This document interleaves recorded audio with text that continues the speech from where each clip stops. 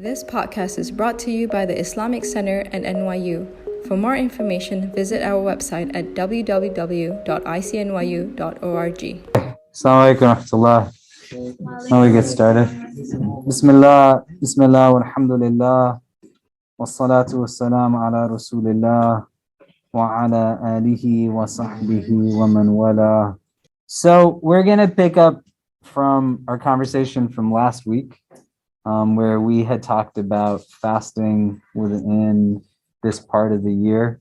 And as some of you were here last week, we had some different people here last week. So essentially what we were talking about was that as the days are much shorter, it's a good time to begin to start to build a relationship with fasting as a practice outside of the month of Ramadan. We talked about some of the benefits and merits of fasting as a practice, as well as how to approach it within the course of our day-to-day routine. For those of you who have tried to fast in the last couple of weeks since daylight savings time, how has that been so far? What's it been like? Just so we could kind of hear from each other, and that's including like challenges, if it's been difficult, or what's been working well, what hasn't been working well. One of the people on the Zoom said that they fasted for a week and it felt easy, but because of fasting, they found themselves making dua more and being more attentive within the dua. Why do you think it's impacting you in terms of just the rest of your routine? Like, what makes it different for you? How do you think like X act fasting is now yielding like these impacts and consequences? I started breaking my fast with these guys at Lipton, and they're like such bad influences. I ate like pasta with pasta, and today was just an off day. Chicken. Today's an off day of what? It was just an off day at Lipton. After I finished eating like the chicken and other stuff, Then you had the desserts. I had 4 cupcakes and 2 pounds. Are you kidding me? I mean, come on, guys. I'm an old man. You're making me die faster. Huh? They're pretty small though, the cupcakes. That's pretty small. See, this is an example of like the bad influence. That's like the most shaitani thing he could say. I just said that you're bad influence. I ate 4 cupcakes. You're like, oh, it's small. Just keep eating it. Right? That's straight. What's that? What? And you work out. It's the same thing. What are you doing? You're like drug dealers. What are you talking about? Drug dealers of sugar. Yeah. Oh my God. You'll have enough energy for tomorrow's gym session. Amazing.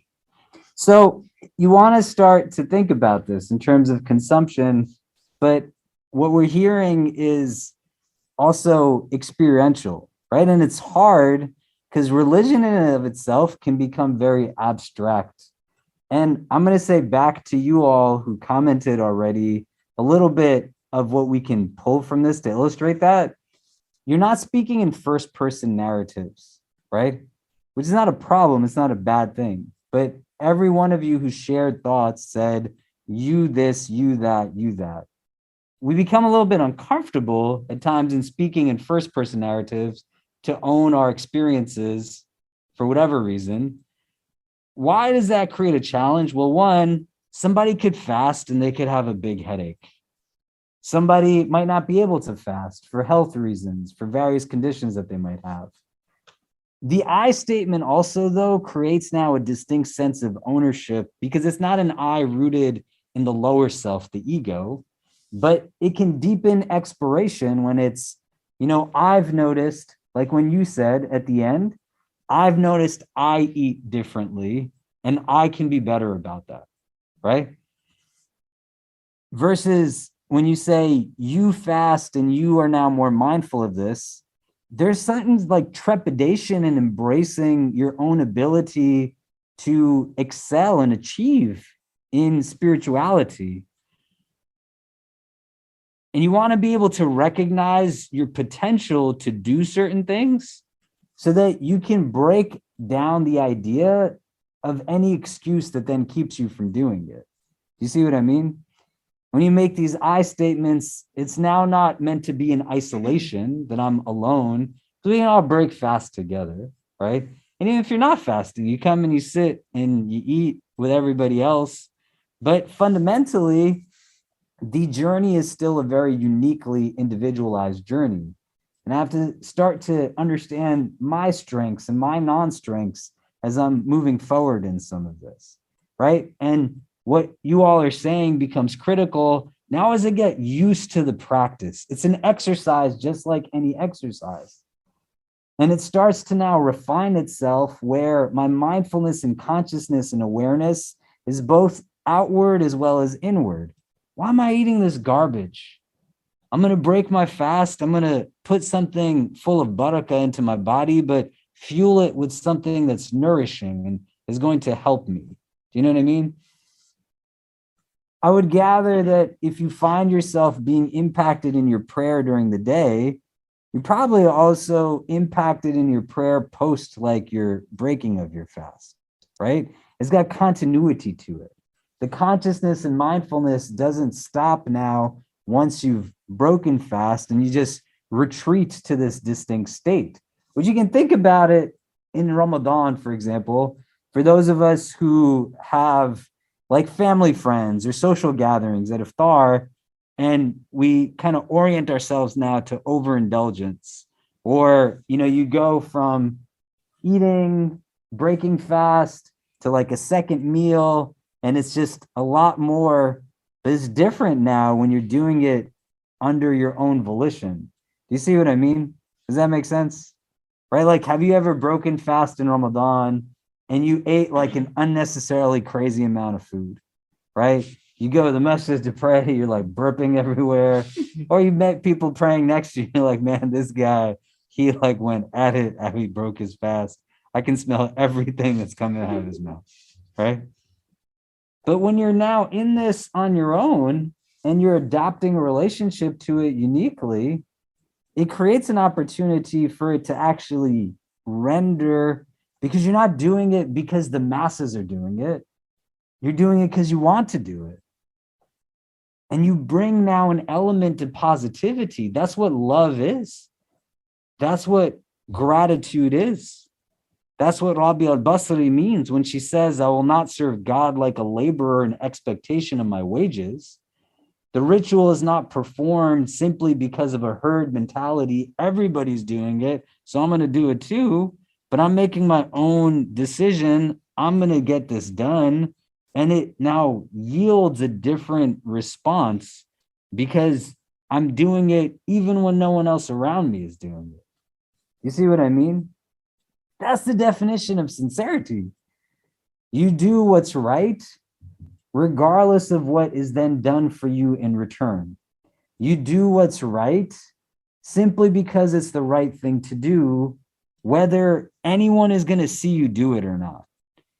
You just do it because you know that it should be done. You do it because there's gains that are not just tangible or external, but you do it because intrinsically you know that there's benefit for it to be performed. And you do it even when you know you can get away with not doing it. And when you can interject like love into the relationship with the divine, it starts to make it that much more distinct. You see? And then every sajda, every prayer, every fast, every act of charity, every smile, every whatever else becomes now something that has the opportunity to rejuvenate the inside. Does that make sense? Yeah?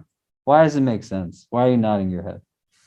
Man, even when I'm tasting food, I want to be able to like appreciate the one that's given me food. Because in our theology, I got a 6-year-old, I got an 8-year-old.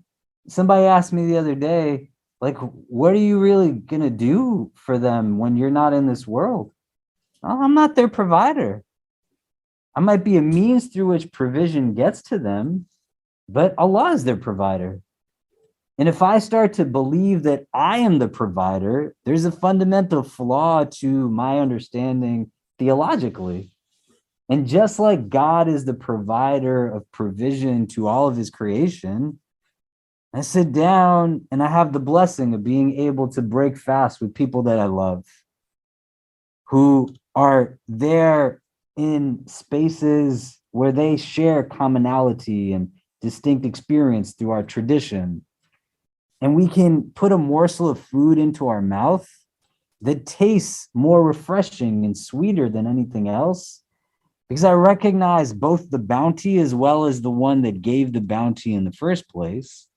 And it now energizes in a distinct way, right? So even the feeding of an intellect or an organ of cognition that's the heart, through the act of feeding yourself physically, is still a spiritual feeding as well. It doesn't have to be either or, it could be both and, but you're bringing the consciousness into the act of consumption also, that then renders the thought of, why am I eating like this garbage food when I'm breaking my fast? The idea is to purify, to not like toxify. You see what I mean? Does that make sense? Again, if you have physical capacity to, you should try to. Anybody who's been serious about their spiritual diet within our religious tradition, across the board, regardless of legal school of thought, theological school of thought, anything in terms of race, cultural distinction, socioeconomic class, if they could, they would adopt some kind of fasting. And you got to break out of your head that it's for people who are only a certain type of Muslim or religious more than I am or anything like that. Like, you can fast and the whole world doesn't even have to know, because it's not an active act. It's a very passive act. You just keep it to yourself. If you don't feel like you want the world to be a part of it, you don't have to announce it to everybody, but you also can. And we're going to continue to have iftar at Lipton. People want to join in. You have meal swipes, you swipe yourself. Don't have meal swipes. Seemingly people have a lot of meal swipes. I don't know why people have so many, but and there's vouchers too. Somebody came today that just had a bunch of courtesy meals and vouchers. And so you can be a part of that. And you know, it's, but even if you're not, like, using this time of the year to start to build a relationship with it. Luna said that also resonates for me, because fasting helps me to nurture gratitude in a more sustained way. I tend to fall into taking food and water for granted. So when I fast once a week, I feel great gratitude for every bite. I try to extend that gratitude to the many other gifts I have in life that I often don't notice either. Yeah, alhamdulillah, right? And sometimes it's just about finding meaning in, you know, the most unseen blessings. And it's not that they're unseen and that they're not apparent, but we tend to forget that there's unique rahmah, mercy, and ni'mah in even like a bite of food that can enhance now the inward. I wanted to add on to this conversation that we were talking about in this particular time of the year, building relationship with fasting, by adding in now a conversation that also deals with our spiritual increase, that we can capitalize on this time of the year, that is, again, a voluntary act. It's not obligatory, but building a relationship with the night prayer, like a night vigil, what we call either qiyamul layl or tahajjud. People know what tahajjud is. What is it? Yeah, you pray in the last third of the night, you wake up. The primary distinction between what we call tahajjud and what we call qiyamul layl is whether you sleep or not. If you go to sleep and wake up and pray before Fajr time, that's tahajjud. If you stay awake and you pray at night without sleeping, that's called qiyamul layl, right? Functionally, it's prayed in the same manner. You are just praying. And now this is where, again, you want to assess for yourself uniquely where you are and not think about what is the only absolute way of doing something, but what kind of works for me where I'm at right now. That spiritual counsel that we started looking at last week where this spiritual master in our tradition by the name of Dhanun al-Misri, rahimahullah, he was a scholar, well known for spirituality. He, black man, not often understood about the deep legacy of Black scholarship in our tradition, not even just contemporarily, but historically, often cited for his spiritual counsels and wisdoms.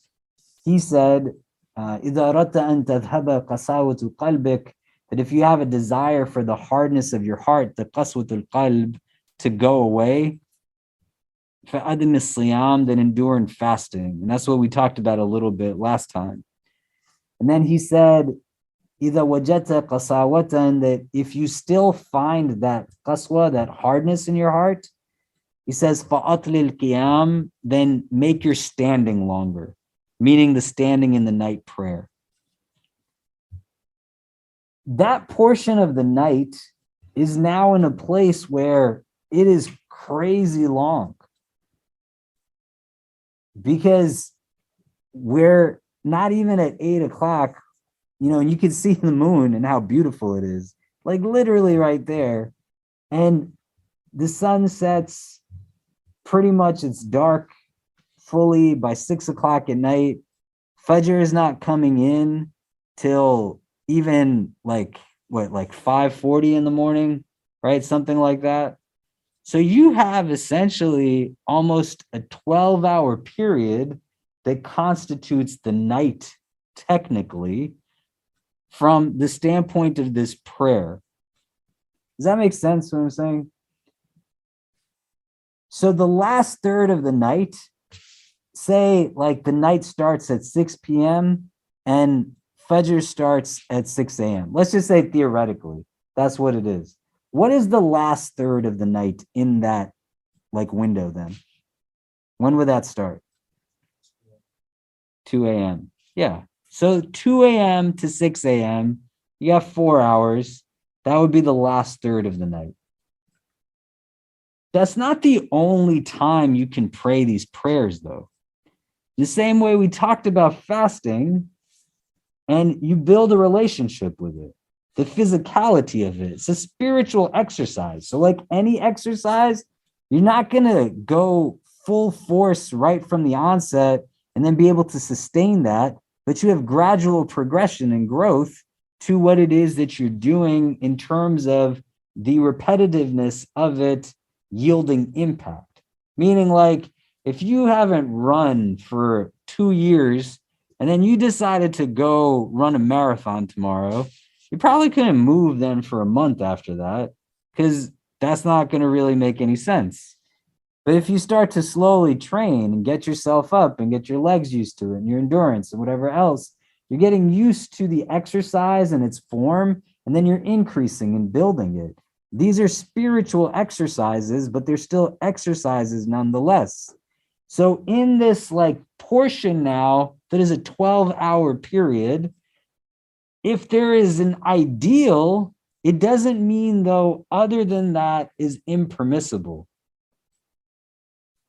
So if you were praying like Isha at 6 o'clock, or you prayed Maghrib and Isha like within like the time frame of Maghribain at a certain window of time, you still have this large chunk of the night that starts now by a certain time. And if you're working your way to wake up in the last third of it, you can still pray Qiyamul Layl or Tahajjud in the earlier part of the night. Does that make sense? If I can't wake up at 2 a.m., because it's going to throw me off, I got a bio exam, I got like an interview, I need to sleep, I get to campus at 8 o'clock in the morning, I'm on a routine. You are praying and you're done with your daily prayers by 6:30 at night. You could pray this extra prayer at like 8 o'clock, 9 o'clock before you go to bed. Does it mean that it has the same barakah as that last third? Not necessarily. But does it mean that it's devoid of barakah? No. Do you get what I mean? It's subjective, right? Like God you can't out God, you know? And to fathom like Allah's rahmah is unfathomable.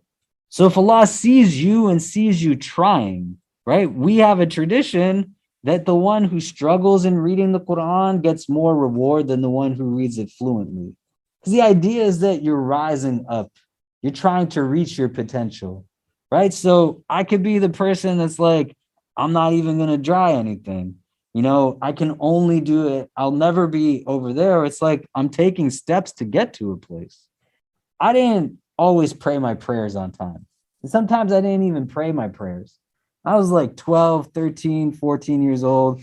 I don't know when you all, started to pray your prayers, right? Brown men, Desi guys, we get facial hair at like 7.5. And, we seemingly look like we hit puberty at a very, very earlier age than most human beings. And I didn't really feel ownership over the sense of my salah. And when I started to build a relationship with it post my teens and started to now struggle in doing things that every thought in my head said, well, you should have been able to do this when you were younger, or this and that. When I got to a place where I was able to do all 5 consistently, nobody can take that away from me except myself. And my ability to find meaning in that and recognition of growth is also rooted in this idea of like, alhamdulillah, like I am where I am also as a result of where it was that I came from. And so if there is unique barakah, right? Like we have, I said last time, there's distinct verses in the Quran that are understood to be from amongst the first few that were shared with people publicly. Iqra was the first. Iqra bismi rabbika alladhi khalaq, right? That read in the name of your Lord. And then you have different opinion. Ya ayyuhal mudaththir qum fa'anzir. Ya ayyuhal muzammil qum al-layla ila qalila. So step 1, iqra, read, you get knowledge. Step 2 is either qum fa'anzir, stand and warn, so tell people what you learned, or qum al-layla ila qalila, stand in the night a little bit. But it's creating a process because you're going to learn, you're going to go stand and talk to people. Muhammad sallallahu alaihi wasallam, they're going to knock you down. They're going to mock you and ridicule you and abuse you, and you're going to get exhausted. So go and stand in the night a bit as a mode of self-care and rejuvenation. And it creates now this mode of replenishment. I regain energy and I go and expend energy. If I'm going to open my mouth, I'm going to know what I'm talking about before I talk. And then when people push back on me and I start to feel deflated inside, I utilize the night as a mode of healing and replenishing. So in this part of the year, there's a lot more night to build a relationship with in that way. The companions, they would say of the Prophet sallallahu alaihi wasallam that at night when people went to be with all the ones that they loved, the Prophet went to be with Allah. When they stood at Badr, knowing what was coming the next day, right? Because Badr was won, alhamdulillah. But what do you think is going through their heads? There's like dozens of them in comparison to a multitude that is going to engage in an onslaught. And they say the Prophet sallallahu alaihi wasallam, the hadith that says that nobody was upon their horse at Badr except one person, Al-Miqdad. And they said that they could see the Prophet just standing in the night praying, like weeping to God. Like, why? Why is he doing that? Our teachers tell us is that if you really want something, like you really want it, and you didn't get up to pray for it in the middle of the night, then you don't really want it. Because that's the time where you turn purely because you really believe that God is the one that gives you everything. And you are turning in complete reliance to God. I had a student here some years ago And he was sitting, he's a funny guy, really stoic. I know I'm very monotonous, right? This guy is more monotonous than me. And somebody was talking about how it was hard during finals, just got to pray, just got to cram, and sometimes forget to pray. And he said, you know, you're worried about your exams. The guy was like, I'm so worried about my exams, I can't even pray. And he's like, you're so worried about your exams, you don't think you're going to do well, and you think it's a good idea to not pray to God about your exams? And then the guy looked at him, he looked at me, his eyes got big. He was like, man, like, what am I doing? It's meant to be transformational of the heart. There's a very unique paradox that when the night reaches its darkest of shades, it yields now the most potential for illumination of your inside. And you think about like what people spend their nights doing. And they're out of work, they're doing whatever they need to do, rejuvenate, replenish, be with people, etc. Why is the Prophet alayhi salam with God at that time? Why is he doing that? He goes through like real hell during the course of his days. Revelation is not just something that is an easy thing to take on. It's hard. There's a burden to it. If you've ever met somebody who's a convert, or if you ever get to a place where your belief and conviction is so real that at times you wish that you could actually be in denial of it, but you don't know how to deny what is actually true. I've met tons of people who convert to Islam and they say, I wish I could be another religion, but I don't know how to not act in accordance with this because I know that it's just so real and it's so true. And it then fuels where they're at. There's a struggle that kind of comes up within themselves. Here now, you have a messenger who believes in everything that he believes in and is trying to teach people about it and is in a sphere where, can you imagine what his days are like, that he doesn't stop for a moment to be in service of his creator by serving God's creation for 23 years of prophethood. And in the moments where he has time to be with himself, he chooses to be with Allah at those times. Like, why? What is the gain? In the same way we're talking about, not abstractly, but experientially. You're hearing your classmates, students that go to the same school as you saying, I fasted and it helped me to have more attentiveness and focus. I fasted and it let me be more mindful of how I spend my time. That same idea that's hard to deny because it's experiential. You're not just talking about it rhetorically. It's that this yielded this. If you use a portion of the nights in these ways, what is being given as divine promise is that it becomes a source of balance inwardly where there's agitation. It serves as a means of strengthening your heart and your inside.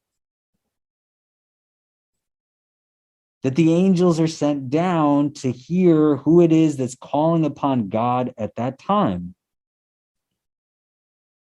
And right now, the night is crazy long. You live in a part of the world at this moment, whether this is your home city or not, where at this time of the year, it's like dark all the time. So you don't want to psych yourself out. You want to think strategically in your spiritual growth and not let step one be daunting and say, I can't wake up at 2 a.m. Don't wake up at 2 a.m. But after you've prayed your last prayer of the day, make a commitment that says, I'm going to pray some extra just because. The Quran speaks about tahajjud as a nafila. And when we expound upon what the purpose is of the nafil, what is its point? What does our tradition tell us is the point of something that's a nafil act? Like it's just voluntary, you're just doing it. Why do we do that? For example, fasting, the verse says, لَعَلَّكُمْ تَتَّقُونَ, right? Fast so that perhaps you might attain taqwa, this consciousness, this presence. So what is nafil as an act meant to yield? The way fasting yields taqwa, what is the point of the engagement of an act that is nafil? What is it supposed to yield for us? You understand what I'm saying? What is that? So the nafil serves as a means of kind of a filler for deficiencies in the fara'id. So like if you have gaps in your fard prayers, for example, praying extra prayers is what Allah looks at. We're taught if in the assessment of your fard prayer, he tells the angels when they find gaps in your fard, go and look if they did anything extra. Right? Because our God looks for a reason to accept from us, not push us away. It's a merciful God. So the foundational ritual, which is salah, the first thing that we're taught we're going to be judged on the day of judgment, may Allah grant us ease in our judgment. If the angels find inadequacy in that, and they go and tell Allah that there's gaps in their fard prayers, Allah says, go and see if they did anything extra to fill those gaps, right? And what we're also taught is then the nafil, it's a means, like the way fasting is for taqwa, the nafil is the means of increasing love. It's what creates now and increases love for the divine and brings you closer to the recognition of God's love as well. Because the default of Allah is that He is al-wadud. He's the source of love. And mawadda is a very particular kind of love. It's unconditional, meaning God loves you not because you're great, but God loves you even with all the things you do that are messed up, because that's what perfect love is. It embraces us in our diversity and imperfection. And so in the frame of that, if somebody ever asks you, how do you know that Allah loves you? Because He's al-wadud, and He loves us not because of who we are. His love for us is because of who He is. So now the nafilah, it becomes a means through which you can also recognize that, right? And you start to be able to increase in that. In the same way, do you enjoy, like, because you're the one that said this, that's why I'm pointing at you. Did you enjoy or did you dislike the attentiveness that you've gained from your fasting? Yeah, right? It's hard. It's easy to be in a physical sajda. It's hard to have your heart in sajda. Did you know when you did not have that it was something that you didn't have? Or are you aware of it once you've experienced it? Do you get what I'm saying? It's the same idea, right? Like it's hard to conceptualize what that feels like when the love increases. But once you've felt it and tasted it, like we know it's a good thing. We can talk about it and be like, yeah, it's great, love God and God loves me and whatever else. But in those moments when you feel alone or life is difficult, you're like, why can't I marry this person? Why is this grade so bad? Why do my parents treat me like this? Why didn't I get this or that?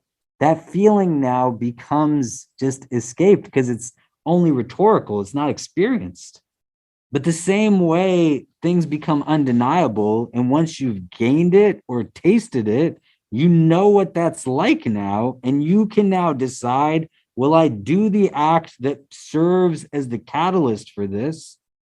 Similarly, if we haven't felt it or felt it with continuity, the nafilah is what gives us that increase in love and helps us to perceive and recognize the presence on the other end with reciprocity of God's love.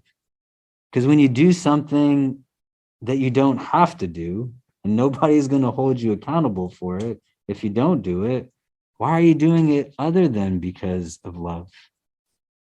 And that's what gives the Prophet ﷺ strength. It gives him his sense of the ability to take on what's ahead of him. In moments of doubt, there's this underlying recognition. The Tahajjud prayer was in the onset obligatory for everybody.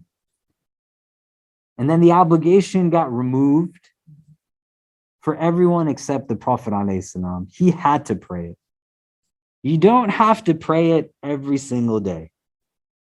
You don't even have to pray it every week. But in these days, you want to start to build a relationship with it.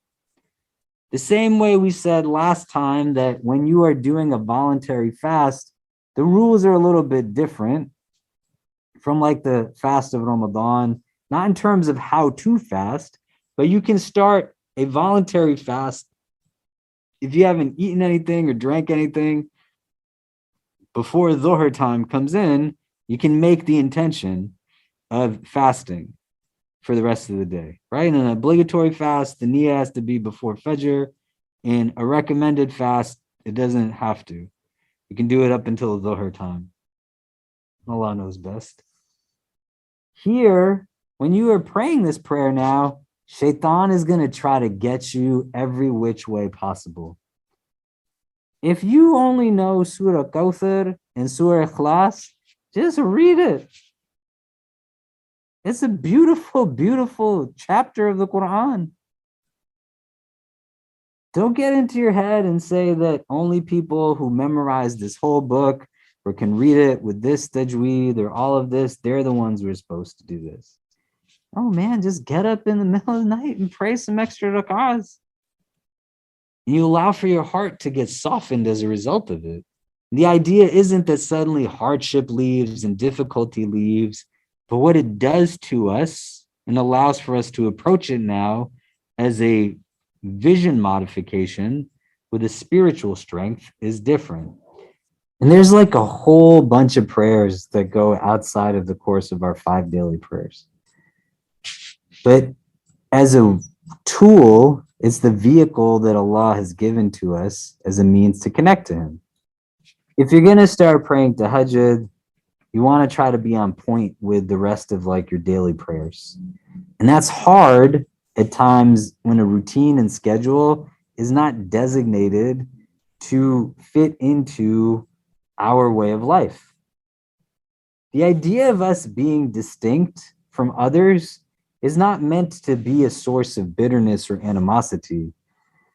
Me embracing myself in a way that's unique.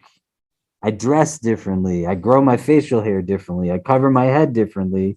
It's not so that I can be separate from people in a way that otherizes and just recreates what is rooted in something shaitani of arrogance or racism, whatever else. But I embrace the difference because I believe that not only is there good in it for me, but it makes me good.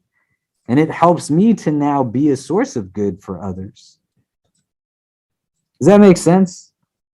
And so in the course of your day, you want to be able to start to reevaluate your relationship, not just with the night and the prayer at night, but as a segue into embracing now these distinct, unique prayers that exist outside of Fajr, Dhuhr, Asr, Maghrib, and Isha. The primary relationship is to these prayers during the course of the day and the completion of them, the fulfillment of them, not in a way that's judgmental or defensive, but again, yielding to the idea that their primary is as a mode of a gift from the divine to us that enables us to now find that sense of inward and outward balance, but it's an obligation categorically. And it's something that if you commit to being Muslim, you essentially now owe this like to Allah. They're things that have to be completed. And once you start to build that relationship, you start to think out. Between the Sunni and Shi'i tradition, there's tons of prayers that are outside of Fajr, Dhuhr, Asr, Maghrib, and Isha. You have Tahajjud, Qiyamul Layl, which we talked about. You have Salat al-Istikhara. The people heard of Salat al-Istikhara. What is it? Yeah, right? The word itself grammatically is rooted in a form that means to seek out something. And so Istikhara means you're seeking out the khair, you're seeking out what's good. You have what's called Salat al-Ishraq, a prayer that's prayed when the sun has fully risen above the horizon. You have Salat al-Duha, right? Which some people say is the same as Ishraq, but also some people will say they're two separate prayers, right? Duha is a very specific type of light that we have Surah al-Duha, for example.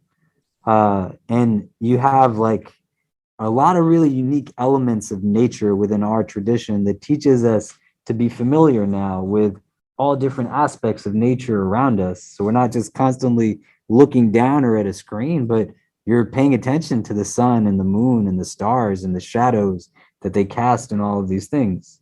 There's a prayer that's prayed when there's a lunar eclipse, a prayer that's prayed when there's a solar eclipse. When there's a need, there's a prayer that's called Salat al-Hajjah, that you are turning to God out of your need. We have the Janazah prayer that's prayed for funerals. We have Salat al-Tasbih that gets prayed. We have a prayer that's called Awabin that some people pray. You have prayers that go across like so many different experiences. The base of it all, though, is those daily prayers. That when the companions asked the Prophet, what act is the best action? There's like a lot of hadith that ask this question or are constructed off of this formula, the best of X, right? The best of people are the best of, this, the best of that. In one of these narrations, when the Prophet ﷺ speaks about this, he talks about prayer on its time. Ala waqtiha, it says. And on its time means in the window of time that it's prescribed. You're not praying it late. But you gotta think about this, right? It's not about judgmentalness or putting yourself on the defensive. You all started the conversation by saying, I followed the prescription of a spiritual practice, a time-tested ritual of fasting that in doing so, it increases attentiveness. What do you think your fasting would have been like if you also started to drink water during the day? Or a few hours into it, you decided to smoke a cigarette? Or you decided that you were going to eat a sandwich? It likely would not yield the same attentiveness because the act is based off of formulaic mechanics that when done like any exercise correctly, it yields you the gain. A component of our prayer, aside from the standing, the bowing, the kneeling, the prostrating, is the time in which it is prayed. There's different opinions on it. And there's different opinions on it within the Sunni schools of thought, the Shi'i schools of thought. The Hanafis pray Asr at a later time than most people. You have within the Hanbali school a minority opinion that says you can pray Jum'ah before the time that Dhuhr comes in. The Malikis, similar to the Jafris, will have opinions about being able to pray Asr and Dhuhr within the window of Asr and Dhuhr, and Maghrib and Isha in the window of Maghrib and Isha, because of a verse in the Quran that they use as a basis for this. When the windows start, there might be different opinions on, but praying them in those windows is a key mechanic to it. So if somebody said to you in the month of Ramadan, where you are now like 20 something years old, and they were like, hey, why don't you just drink some water while you're fasting? It'll be the same thing. Probably be like, no, like, why would I do that? But then why aren't you praying your prayer in this time? It's the same idea. It's a part to the performance of the prayer. And if you choose to have portions of the mechanic left out, then you might not be getting what it is in terms of inward transformation, because you're going to only get out of it what you're putting into it. Do you see what I mean? Does that make sense? And there's a difference, right? You slept through something, things came up that like prevented you from doing stuff. But the prayer has these mechanics. My wife was pregnant with our first child, and she delivered our daughter. She was in labor for 36 hours. And there was a sheikh that we were both pretty close to. And yeah, it's crazy. She's 36 hours. You get married, inshallah, and Allah blesses you with good spouses. You want to be good husbands and good fathers and not let your wives be alone in any part of that process. This is not as a side, and maybe we'll have a different conversation on this. When my daughter, before she was born, I asked different fathers, what it was like for them. The first 3 guys that I talked to in separate conversations who did not know each other at all of them said to me, for the first 2 years of our baby's lives, we didn't love them at all. I said, what the hell are you talking about? And they said somebody else was there, like changing diapers and, raising them and doing all this other stuff. And I didn't know what to do. They just kind of sat there, and I just looked at them and they looked at me. And I said, I don't want to have that relationship with my child. And so I went to every doctor's appointment. I was there like to hear my daughter's heartbeat for the first time. We saw the first sonogram together. My wife pointed at something and she said to our doctor, oh, I can see my daughter's face. She's so cute. And the doctor said, you're pointing at her rear end. But you want to be able to ensure that you're having those kind of interactions that allow for you to deepen in these types of experiences. You see what I mean? And so within the framework of my wife in labor, a sheikh that we were close to, that we were reading some different texts with, I was reading the Hidayah with, which is a Hanafi fiqh text. We were reading some books on Aqidah with. My wife said, go ask him about my prayer when we're in labor. And he said that your wife has to pray her prayer until like the baby's head starts to kind of be visible, so to speak, right? He said if there's extreme hardship, then there's some things that you can do. So I'm sitting next to my wife in the hospital room. I got like a wudu bucket and I'm like watering her down to make her wudu. But she's still saying her prayer at that time. The companions, when they were in battle with the Prophet ﷺ, they would pray a prayer that still they honored the time of the prayer, and they would just individually pray like in groups. They'd shift 1 rak'ah behind the Prophet, and then the other groups would come and pray the other rak'ah. But they're still praying their prayer. You would not gain from the fast, and you would likely say no, unless there was a justifiable reason as to why I'm going to forego on the mechanic of it. You got to think about it the same way. It would be like weightlifting with weights on one side of the bar and not on the other side of the bar. It doesn't make any sense. And so the principle in our fiqh is called the hurm al-waqt, the sanctity of the time.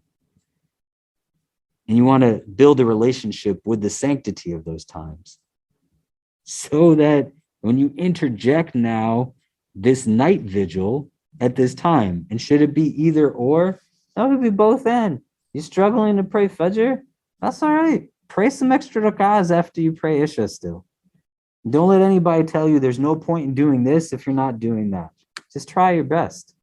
Yeah. So people say you can do that. In the Hanafi school, you can't do that. They say you can't read from a mushaf. In other schools, they say you can do it in like extra, like sunnah prayers, masnoon prayers, but not in the fard prayers. But you know, if it's something that you do, you can do, right? They all have their evidences for it. You see what I mean? And then if you wanted to use your app on your phone, you could do that because it's fundamentally still the same thing. If you were to do it, like the mushaf, say you were using a mushaf, I don't do this. So just so you know, you probably want to ask like Sheikh Suhaib because he could tell you better. I've never done it myself because I've studied Hanafi fiqh for the most part, and I don't know where to like put the mushaf, for example. So if you're holding it in your hand, there's a lot of extra movements to go into it. Do you know what I mean? So you want to have a place where still you're not putting the Quran on the ground, for example. You know, it's not preventing you from putting your hands where you would normally put them, whether that's like, you know, chest, under your belly button, your sides, whatever it is. Like, it shouldn't be like a distraction or disruption to it. And just like we're talking about with fasting and like praying at night, you want to first just get used to like the physicality of the action because it's going to throw things off if you're not accustomed to it. Do you know what I mean? Does that make sense? Yeah. But it's not one of those things that's like, you know, some people do it and other people don't. And that's fine. If you don't do it, don't do it. But it's not like something that should be like, oh my God, you're the worst thing in the world. How are you doing this? Like, no, there's a basis for it. Other thoughts or comments on things before we kind of wrap up for today? So the conventional mode of this, you know, has variations to it, what you would pray. Just pray some like extra rak'ahs before you go to bed. You know, just try it, right? And you start to think out the same way you're saying, why am I eating this food when I break my fast? Like, think about why you use your nights and the way you use them. And also like the blessing of having people that are good friends around you at this part of your formative identity. You're going to hang out with each other and do things together. That's great. You should. The idea is not to live like this monastic lifestyle where you're just now stuck someplace. No, like have fun with each other and do things. You can also once in a while say like, hey, should we like pray some like qiyam right now? We're all together. Should we sit and make dua together? You know, should we do any of these types of things? Even if you don't have it in a group, you just pray some extra rak'ahs by yourself. Because on the flip side of it, we're going to be in a summer where like Fajr starts at 3 a.m. and Isha is at like 10:30 at night, right? That's a little bit harder because the window of time is now decreased, 66%. And so now you got to figure out, instead of 12 hours of night, you essentially have like 4 hours, 5 hours of night, So the last third is a much smaller window of time. You see what I mean? And it's going to yield impact. You start to just do it gradually, maybe on a Thursday night going into a Friday and Jummah, maybe on a Saturday or Sunday when you have a weekend. It's a long weekend this weekend. You just try it and see what that's like and kind of pace yourself out. Do you know what I mean? And see where that goes. If you would like to listen to more, please donate to www.icnyu.org/donate. For more of our virtual programs, go to www.icnyu.org/classes. If you have any questions, email us at info@icnyu.org.